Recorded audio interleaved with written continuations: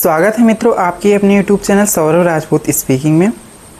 मित्रों आप सभी लोगों को बता दूं कि जैसे जैसे दिल्ली का चुनाव नज़दीक आ रहा है, बीजेपी वाले जो है अपनी जीत जो है वो पक्की और अच्छे से पक्का आ रहा है। वो लोग अपनी सीट जो है बढ़ाते जा रहे हैं। अभी आपने ये जो बजट देखा, नए सत्र का जो बजट निर्मला सीतारमण ने जो पेश किया, इससे जो है ये कंफर्म हो गया कि बीजेपी की जीत दिल्ली में फिक्स है। अब बीजेपी जो है एक अच्छे खासे वोटों के साथ, अच्छे खासे सीट के साथ जो है दिल्ली में अपनी सरकार बनाने जा रही है, क्योंकि उन्होंने जो है मिडिल क्लास वालों के लिए 10-12 लाख तक जिनकी इनकम है उसका किस्त, उसका टैक्स फ्री कर दिया है। अब ये मान के चलिए कि एक आंकड़े के मुताबिक देश में लगभग 57% लोग ऐसे हैं जिनकी आय 10-12 लाख जो है होती थी। अब इन लोगों को जो है कोई भी टैक्स नहीं देना पड़ेगा। पूरे देश में अगर हम देखें तो 57% ऐसे लोग हैं। तो अब अगर उनको टैक्स नहीं देना पड़ रहा है, उनके पैसे बच रहे हैं, तो जाहिर सी बात है वो जो है बीजेपी को वोट देंगे, बीजेपी से खुश होंगे, जाहिर सी बात है। और चुनाव के समय में ऐसी घोषणा करना, अब दिल्ली का ही देख लें तो दिल्ली में 65% ऐसे लोग हैं जो मिडिल क्लास में आते हैं, और ये मिडिल क्लास वालों के लिए ही जो है ये बजट देखने को मिल रहा है। तो इससे जो है ये मान के चलिए कि दिल्ली में जो है बीजेपी की सरकार अब बननी तय हो गई। 100% जो है अब वो दिल्ली में बीजेपी की सरकार आने वाली है। अब जो है कोई भी ओपिनियन पोल, एग्जिट पोल देखने की कोई ज़रूरत ही नहीं है। अब ये मान के चलिए कि जो है वहाँ पे 5 से 7% जो है जितने वोट थे उससे 5 से 7% वोट और बढ़ जाएंगे। तो बीजेपी का मान के चलिए कि 50+ जो है सीट बीजेपी का दिल्ली में आने वाला है।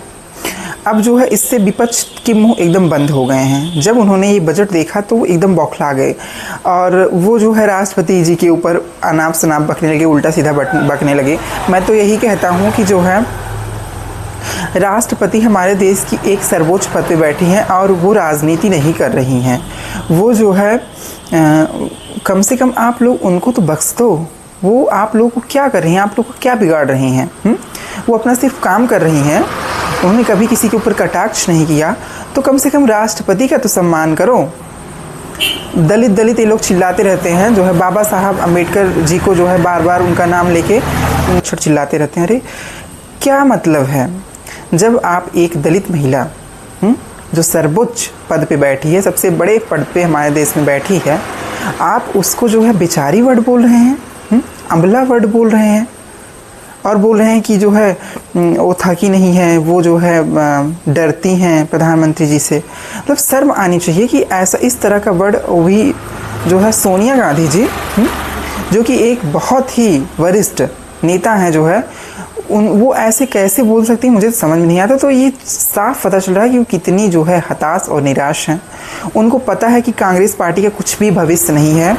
वो जो है ये इलेक्शन, दिल्ली का इलेक्शन हार ही रही हैं, और भी सारे राज्यों में, जैसे राजस्थान चला गया उनके हाथ से, छत्तीसगढ़ चला गया। तो कांग्रेस के हाथ में कुछ भी नहीं लगने वाला है। अब वो जो है एकदम ना के बराबर है, और इन दोनों लोगों के ऊपर तो कार्रवाई ज़रूर होनी चाहिए। एक सोनिया गांधी जी के ऊपर, एक राहुल गांधी जी के ऊपर, जो कि उन्होंने जो राष्ट्रपति जी के ऊपर ऐसा असभ्य भाषण दिया। मैं तो अंदर से मान के चलिए कि मैं बहुत ज़्यादा दुखी हूँ। मैं इस बात से बहुत ज़्यादा दुखी हूँ। अगर मेरा बस चलता तो मैं खुद जो है जाके इन लोगों का नाम रिपोर्ट लिखाता, जो है कि किस तरह से जो है एक राष्ट्रपति महिला, जो मतलब आप लोगों को कभी कुछ जो है आप शब्द नहीं कही है, आप लोग का हिम्मत कैसे हुआ कि एक राष्ट्रपति महिला के लिए आपने ऐसा वर्ड यूज किया? तो इन लोगों का जो है कुछ नहीं समझ में आता कि ये लोग कैसी राजनीति करते हैं। और ये जो बजट आया है, इससे जाहिर सी बात है कि सभी लोग का फ़ायदा हुआ है, और जाहिर सी बात बीजेपी ने अपना दिल खोल के जो है मिडिल क्लास वालों के लिए भी वर्क किया है, और बीजेपी की दिल्ली में जो है जीत निश्चित हो गई है। इसी के साथ हम अपने वीडियो को समाप्त करते हैं, और आप सभी लोगों से हाथ जोड़ के निवेदन करते हैं कि प्लीज़ हमारे वीडियो को ज़्यादा से ज़्यादा देखिए, शेयर करिए, और हमारे चैनल को ज़रूर से ज़रूर सपोर्ट करिए। जय हिंद, वंदे मातरम।